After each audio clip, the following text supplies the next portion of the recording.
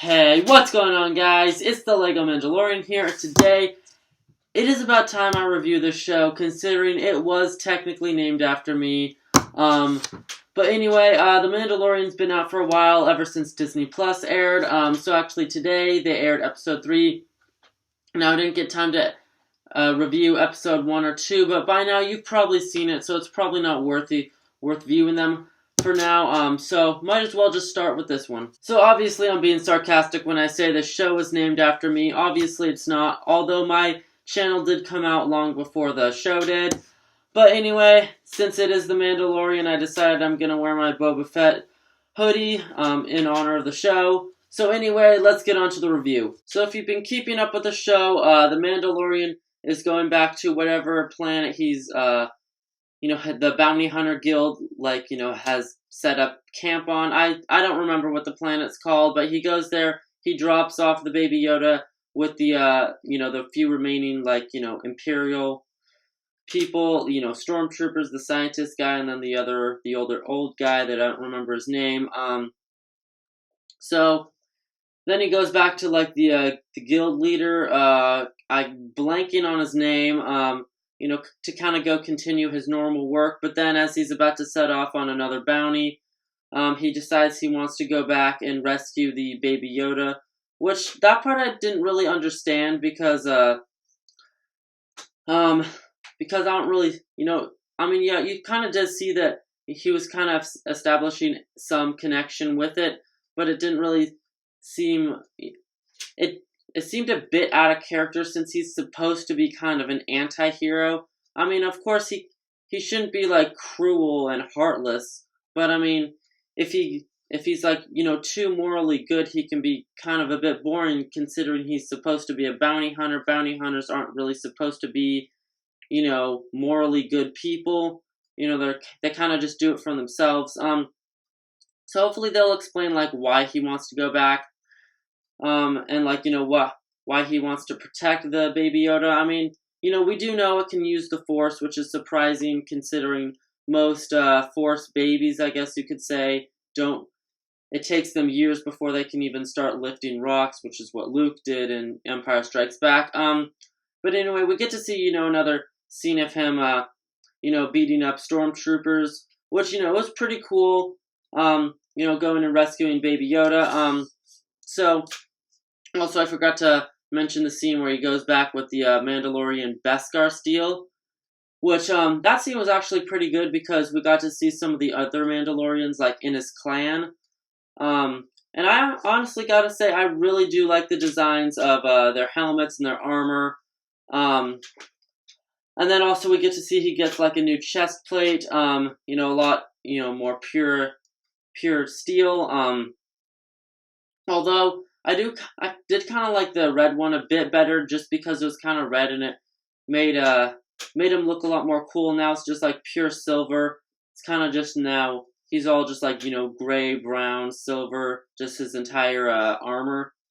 So hopefully he can get more his armor red, kind of like my armor.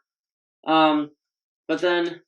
Anyway, he also gets this pretty cool wrist rocket that he uses to take out some of the stormtroopers. And then he kind of gets in trouble with some of the other bounty hunters. They find out that the baby Yoda's kind of escaped. And then there's a whole big fight. The Mandalorian versus all the bounty hunters. There's 30, 40 of them. This entire town is kind of just a bounty hunter hub. It's in a whole outlaw town. That's why we don't see any of the rebellion. I guess they're technically the New Republic. We don't really see any law enforcement here. It's not really that kind of planet. But then, I gotta say, the third act was definitely my favorite part about the episode. We do get to see another cool fight scene of the Mandalorian versus the bounty hunter. So it looks like he's probably going to he's going to desert the guild.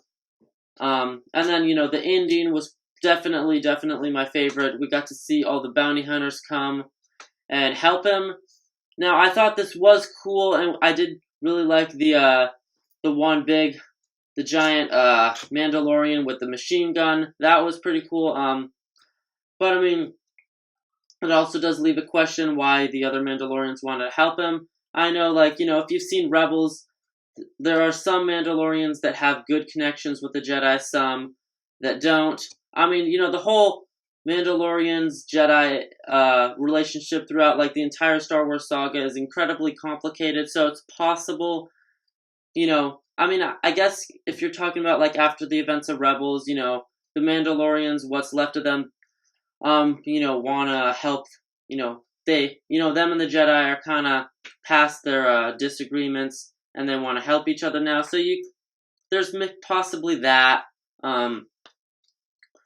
But there's just a lot of questions. Like, there's still a lot of questions about Baby Yoda. Obviously, where does the Mandalorian go after this episode? I mean, I think there's a possibility that we could see like Ahsoka Tano or Sabine in this situation, considering this is like five years after the end of Rebels, where it kind of ends off. I mean, that would be cool. We see Sabine, since this is technically a show about Mandalorians. And then Ahsoka, since this is, a Baby Yoda, of Baby Yoda species, technically. And not to mention, there are still a couple of Force-sensitive, infants that were actually seen in Star Wars Rebels, I think, like, Season 2, that, like, it kind of just, it was almost a throwaway episode, but in the grand scheme of things, it's technically pretty important to the Star Wars saga, because now there's, like, 2 Force-sensitive infants that, that are now, nobody knows where they are, nobody's really been talking about it, and now we got this Baby Yoda. What happened to them, what happened to Ahsoka, what happened to Sabine, what happened to Ezra Bridger. So, anyway, my parting thoughts are like, I feel like this could possibly be going in some kind of directions linked to Star Wars Rebels and some of the characters. Ahsoka Tano, Sabine Wren, Ezra Bridger, Force-sensitive infants, which at this point they're probably like 6 or 7 years old by now. But I think that would also be cool to see them.